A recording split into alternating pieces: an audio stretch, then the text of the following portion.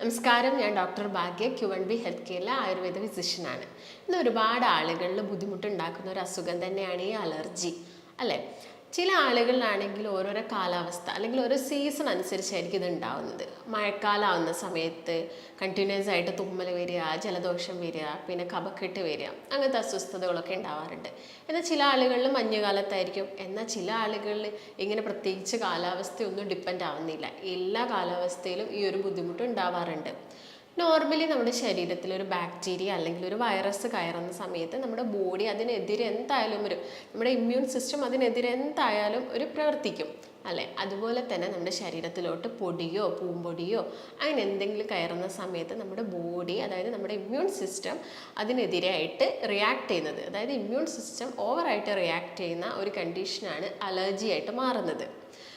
ചില ആളുകളിൽ പൊടിയായിരിക്കാം, എന്നാൽ ചിലരിൽ പൂമ്പൊടിയായിരിക്കാം, ചിലർക്ക് തണുപ്പടിക്കുമ്പോഴായിരിക്കാം, കാറ്റടിക്കുന്ന സമയത്തായിരിക്കാം ഇങ്ങനെയൊക്കെ ഉണ്ടാവുന്നത്. പക്ഷെ ഇപ്പം ഈ ഒരു കാലഘട്ടത്തിൽ ഇത് വളരെയധികം കൂടി വന്നിട്ടുണ്ട്, അല്ലേ? അലർജി ചെറിയ കുഞ്ഞുങ്ങളിൽ വരെ അവർക്ക് ആ ഒരു ചെറുപ്പകാലത്തെ അലർജി തുടങ്ങുന്നുണ്ട്.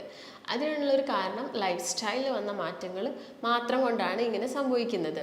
അപ്പം നമുക്ക് നോക്കാം. ഇങ്ങനെ വരുന്ന ആളുകളിൽ കൂടുതലായിട്ടും ഭയങ്കര ഇറിറ്റേഷനാണ്. ഇത് വലിയൊരു അസുഖമായിട്ട് നമുക്ക് പറയാൻ പറ്റുന്നത് ഈ അലർജി നമ്മൾ മൈൻഡ് ചെയ്യാതെ വെച്ച് അതിങ്ങനെ ആ ഒരു സമയത്തുള്ള ബുദ്ധിമുട്ടല്ലേ, 2-3 ദിവസം കഴിഞ്ഞാൽ അതങ്ങ് ശരിയായിക്കോളുമല്ലോ, അതൊക്കെ അങ്ങനെ കരുതിയിട്ട് പിന്നെ അതൊരു ആസ്തമ, അതായത് നമുക്ക് ഭയങ്കരമായിട്ട് ശ്വാസം എടുക്കാനൊക്കെ ഉള്ള ബുദ്ധിമുട്ട് വരുന്ന സമയത്താണ് നമ്മൾ അത്ര ഒരു സീരിയസ്നെസ് കാണിക്കുന്നത്. അപ്പം ഞാൻ പറഞ്ഞത് എന്താണെന്ന് വെച്ചാൽ, ഇതിൻ്റെ ഒരു ഇനീഷ്യൽ സ്റ്റേജിലൊക്കെ ആകുന്ന സമയത്ത് അലർജീൻ്റെ ഒരു ആദ്യത്തെ ഘട്ടത്തിലെന്ന് പറയുന്നത് കൂടുതലായിട്ടും അവർക്ക് ഉണ്ടാകുന്നത് ഇറിറ്റേഷനാണ്.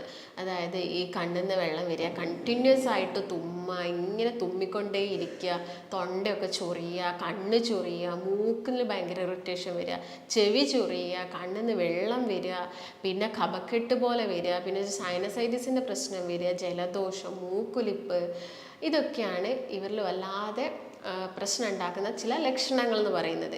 ഇതൊരു അപ്പർ എയർവേ, അതായത് നമ്മൾ മുകളിലോട്ട് ശ്വാസകോശത്തിന് മുകളിലോട്ട് വരുന്ന ഭാഗത്തിൽ വരുന്ന ലക്ഷണങ്ങളായിട്ടാണ് ഇതൊക്കെ കാണിക്കുന്നത്. എന്നാൽ ഒരു ശ്വാസകോശത്തിന് ഇത് കംപ്ലീറ്റ് ആയിട്ട് എഫക്റ്റ് ചെയ്യുന്ന സമയത്താണ് ആ ശ്വാസം മുട്ടും കിതപ്പും അല്ലെങ്കിൽ ആ ഒരു വലിവും കാര്യങ്ങളൊക്കെ കാണുന്നത്. കുട്ടികളിലാണെങ്കിലും പ്രായമായ ആളുകളിലൊക്കെ ആണെങ്കിലും നമ്മളിത് കാണാറുണ്ട്. കൂടുതലായിട്ടും രാത്രി സമയങ്ങളിൽ അഗ്രവേറ്റ് ചെയ്യുക, അതായത് രാത്രി സമയത്ത് കൂടുതലാവുന്നത് ശ്രദ്ധിക്കാറുണ്ട്.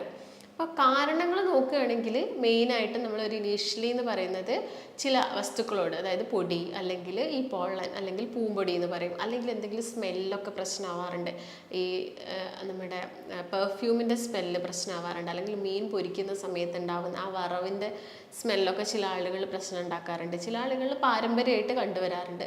വീട്ടിൽ ആർക്കെങ്കിലും ഉണ്ടാവും, ചിലപ്പം അച്ഛനൊന്നും ഉണ്ടായിന്ന് വരില്ല, ചിലപ്പം അവരുടെ മുൻപുള്ള ആ ഒരു ജനറേഷനിൽ ഇങ്ങനൊരു അലർജി ഉണ്ടെങ്കിൽ അത് കൊച്ചുമക്കൾക്കും വരാനുള്ളൊരു ചാൻസ് ഉണ്ട്. പിന്നെ ഒന്ന് പറയുന്നത് ഇമ്മ്യൂൺ ശക്തി, നമ്മുടെ പ്രതിരോധ ശക്തി കുറയുന്ന സമയത്ത് ഒരു പ്രോപ്പറായിട്ടുള്ള പ്രതിരോധം ആ ബോഡിക്ക് ഇല്ലെങ്കിലും ഇങ്ങനെ ഇടയ്ക്കിടയ്ക്ക് അലർജി വരാനുള്ളൊരു ചാൻസ് ഉണ്ട്. മറ്റൊരു കാരണം നോക്കുകയാണെങ്കിൽ വെയിറ്റാണ്, അമിതമായിട്ടുള്ള വെയിറ്റ്. നിങ്ങൾ നന്നായിട്ട് തടിയുള്ള ആളുകളാണെങ്കിൽ നിങ്ങൾക്ക് ഈ അലർജി ഇടയ്ക്കിടയ്ക്ക് വരാം. അതുപോലെ തന്നെ പിന്നീട് ശ്വാസം മുട്ടൊക്കെ വരാനുള്ള ചാൻസ് കൂടുതലാണ്. അതായത് വെയിറ്റ് ഉള്ള ആളുകളിലെ ഫാറ്റ് സെൽസ് നമ്മുടെ ശ്വാസകോശത്തിൽ ഇൻഫ്ലമേഷൻസ് പെട്ടെന്ന് ഉണ്ടാക്കും, അതൊരു കാരണമാണ്. എന്നാൽ ചില ആളുകളിൽ അലർജി ഉണ്ടാവാനുള്ളൊരു കാരണം എന്ന് പറയുന്നത് അവർ കൂടുതലായിട്ട് മസാല കൂടുതലായിട്ട് അടങ്ങിയിട്ടുള്ള ഭക്ഷണങ്ങൾ കഴിക്കുന്ന സമയത്ത് അലർജി ഉണ്ടാക്കാറുണ്ട്. ഇതൊക്കെ ശ്വാസകോശത്തിൽ ഇൻഫ്ലമേഷൻസ് ആണ് ഉണ്ടാക്കുന്നത്. അതുപോലെ മധുരം, ഓവറായിട്ട് മധുരം കഴിക്കുന്ന സമയത്ത് നമ്മൾ ചിലപ്പോൾ നമുക്കറിയാം, അല്ലെങ്കിൽ തണുത്ത എന്തെങ്കിലും ഭക്ഷണം, ഐസ്ക്രീം പോലെയുള്ള ഭക്ഷണമൊക്കെ കഴിക്കുന്ന സമയത്ത് നമുക്ക് ആ ഒരു ഇറിറ്റേഷനും തുമ്മലും ജലദോഷമൊക്കെ സ്റ്റാർട്ട് ചെയ്തിട്ട് പിന്നെ ശ്വാസമുട്ട് പോലെയൊക്കെ കണ്ടുവരാറുണ്ട്. നേരത്തെ ഞാൻ പറഞ്ഞു മധുരമാണെങ്കിൽ ഈ ഫ്രക്ടോസ് ഒക്കെ അടങ്ങിയിട്ടുള്ള ഭക്ഷണമാണ് കഴിക്കുന്നതെങ്കിൽ അത് നമ്മുടെ ശ്വാസകോശത്തിൽ എന്തുണ്ടാക്കും, നീർക്കെട്ടുകളും കാര്യങ്ങളൊക്കെ ഉണ്ടാക്കും. അതുപോലെ ഓവറായിട്ട് ഉപ്പുള്ള ഭക്ഷണം, നോർമലി നമ്മൾ ഭക്ഷണത്തിലൊക്കെ ഉപ്പ് ആഡ് ചെയ്യാറുണ്ട്, അതൊന്നും ഒരു പ്രശ്നം ഉണ്ടാക്കുന്നില്ല. പക്ഷെ നിങ്ങൾ കൂടുതലായിട്ട് അച്ചാർ കഴിക്കുക, കൂടുതലായിട്ട് പപ്പടം കഴിക്കുക, ഒരു ദിവസം 4-5 പപ്പടം കഴിക്കുക, അല്ലെങ്കിൽ പൊരിച്ച മീൻ, മറ്റേ ഉണക്ക മീനൊക്കെ നന്നായിട്ട് കഴിക്കുക, ഇങ്ങനെയുള്ള കാര്യങ്ങളും ശ്വാസമുട്ട് അല്ലെങ്കിൽ അലർജി കംപ്ലയിൻറ്റ്സ് കൂട്ടാനിടയാക്കുന്നുണ്ട്. നോർമലി നമ്മൾ ഇങ്ങനെ അലർജിയൊക്കെ വരുന്ന സമയത്ത് ഒരു ഇനീഷ്യൽ സ്റ്റേജിൽ തന്നെ നമുക്ക് എന്തെടുക്കണം, ട്രീറ്റ്മെൻറ്റ് എടുക്കണം. ആ തുമ്മൽ തുടങ്ങുന്ന സമയത്ത് അല്ലെങ്കിൽ ആ മൂക്കൊലിപ്പും കാര്യങ്ങളും തുടങ്ങുന്ന സമയത്ത് തന്നെ നമ്മൾ എന്ത് ചെയ്യണം? ട്രീറ്റ്മെൻറ്റ് എടുക്കണം. അപ്പോൾ ആദ്യം തന്നെ നമ്മൾ അതിന് എന്തൊക്കെ ടെസ്റ്റുകളാണ് ചെയ്യേണ്ടതെന്ന് നോക്കാം. നോർമലി നമ്മൾ ബ്ലഡ് ടെസ്റ്റ് ആണ് ചെയ്യുന്നത്. ബ്ലഡ് ടെസ്റ്റിൽ ESR കൗണ്ട് നോക്കുന്നു. അതുപോലെ തന്നെ IgE ടെസ്റ്റ് ചെയ്യാം, അല്ലെങ്കിൽ IgG ടെസ്റ്റ് ചെയ്യാം. നോർമലി CBC, അതായത് കംപ്ലീറ്റ് ബ്ലഡ് കൗണ്ട് ചെക്ക് ചെയ്യുന്ന സമയത്ത് നമുക്ക് അതിൻ്റെ അകത്ത് എന്തൊക്കെ കാര്യങ്ങൾ മനസ്സിലാക്കാം?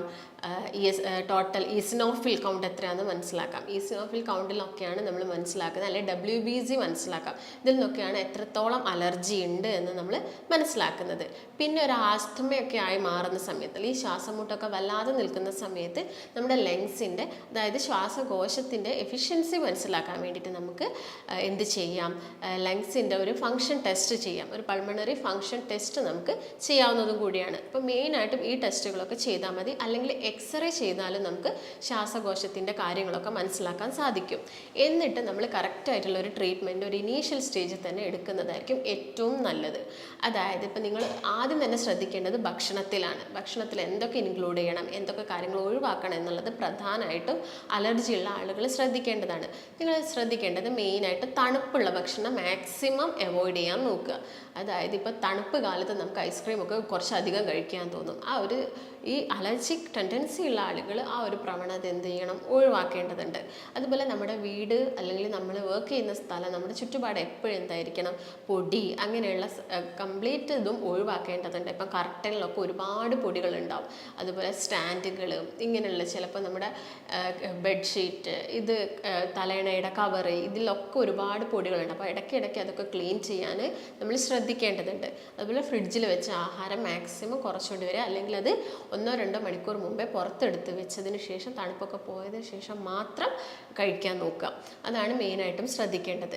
അതോടൊപ്പം തന്നെ നിങ്ങൾ ഭക്ഷണത്തിൽ ഇൻക്ലൂഡ് ചെയ്യേണ്ടത് എന്തൊക്കെയാണെന്ന് വെച്ചാൽ, മെയിനായിട്ട് ക്വെർസെറ്റ് എന്ന് പറഞ്ഞൊരു ഫ്ലാവനോയിഡ് ഉണ്ട്. നമ്മുടെ ഫ്രൂട്ട്സിനും അതുപോലെ തന്നെ പഴങ്ങൾക്കൊക്കെ നിറം നൽകുന്ന ഒരു പിഗ്മെൻ്റ് ആണ്. അതായത് വെയിൽ നേരിട്ട് കൊള്ളുന്ന ചില പച്ചക്കറികളും പഴങ്ങളിലൊക്കെ ഇത് ഒരുപാട് അടങ്ങിയിട്ടുണ്ട്. ഇത് മാക്സിമം നമ്മുടെ ഭക്ഷണത്തിൽ ഇൻക്ലൂഡ് ചെയ്യാൻ നോക്കുക. അങ്ങനെയാണെങ്കിൽ നമുക്ക് ഈ ഇൻഫ്ലമേഷൻസും കാര്യങ്ങളൊക്കെ കുറച്ചെടുക്കാൻ പറ്റും. ഇത് കൂടുതലായിട്ടും കാണുന്നത് ക്യാപ്സിക്കത്തിൽ കാണുന്നുണ്ട്, കോളിഫ്ലവർ, ബ്രൊക്കോളിയിൽ കാണുന്നുണ്ട്, അതുപോലെ നമ്മുടെ ആപ്പിളിൽ കാണുന്നുണ്ട്, ചെറി, തക്കാളിയിൽ കാണുന്നുണ്ട് ഒരുപാട്. അതുപോലെ ഉള്ളി, ചെറിയ ഉള്ളിയൊക്കെ ഒരുപാട് ക്വെർസെറ്റിന് അടങ്ങിയ ഒരു ഭക്ഷണം തന്നെയാണ്. ഇതൊക്കെ മാക്സിമം നോക്കുക. അതുപോലെ തന്നെ മുന്തിരിയിൽ ഇത് ഒരുപാട് അടങ്ങിയിട്ടുണ്ട്. ഇതൊക്കെ ഭക്ഷണത്തിൽ ഇൻക്ലൂഡ് ചെയ്യാൻ നോക്കേണ്ടതുണ്ട്. ഇതോടൊപ്പം തന്നെ നിങ്ങൾ ഇങ്ങനെ അലർജിയൊക്കെ വരുന്ന ആളുകൾക്ക് ജിഞ്ചർ ടീ ഒക്കെ എടുക്കുന്നത് നല്ലതായിരിക്കും. അവർക്ക് ആസിഡിറ്റിയുടെ ബുദ്ധിമുട്ടൊന്നും ഇല്ലെങ്കിൽ അവർക്ക് രാവിലെ തന്നെ ഒരു ജിഞ്ചർ ടീ ഒക്കെ വെറും വയറ്റിൽ കഴിക്കാവുന്നത് നല്ലതാണ്. ഇപ്പോൾ ഫ്രൂട്ട്സ് നേരത്തെ ഞാൻ പറഞ്ഞ പോലെ തന്നെ പപ്പായൊക്കെ ഇൻക്ലൂഡ് ചെയ്യാൻ നോക്കുക.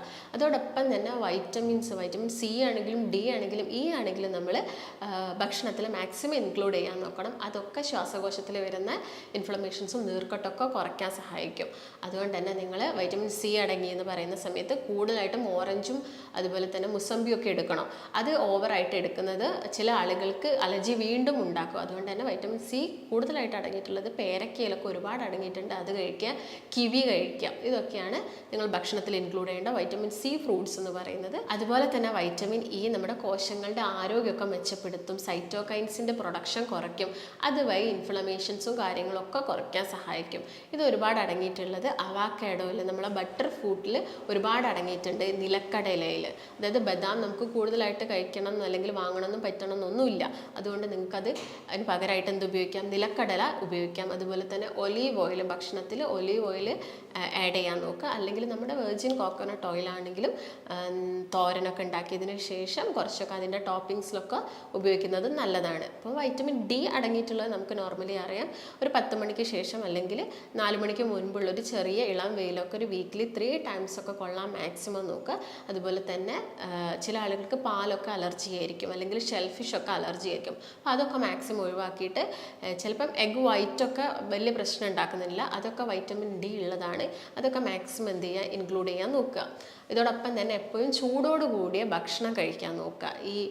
ഞാൻ നേരത്തെ പറഞ്ഞല്ലോ, തണുത്ത ഭക്ഷണം ഒഴിവാക്കണം, അതായത് ചൂടോട് കൂടിയ ഭക്ഷണം ഒഴിവാക്കാൻ നോക്കുക. ഇപ്പോൾ നോർമലി നമ്മൾ ഉച്ചയ്ക്കൊക്കെ കഴിക്കുന്ന ചോറാണെങ്കിൽ ഒരു ചെറു ചൂടോട് കൂടി തന്നെ കഴിക്കാൻ മാക്സിമം ശ്രദ്ധിക്കുക. അതുപോലെ തന്നെ ഡെയിലി നിങ്ങൾ ഒരു ടീസ്പൂൺ എന്ത് കഴിക്കുന്നത്, തേനൊക്കെ കഴിക്കുന്നത്, അല്ലെങ്കിൽ ഒരു 1/2 ടീസ്പൂൺ തേൻ ഡെയിലി കഴിക്കുന്നതൊക്കെ നമ്മുടെ ഇമ്മ്യൂൺ പവർ കുറച്ചും കൂടി ഒന്ന് സ്ട്രോങ് ആക്കാൻ സഹായിക്കും.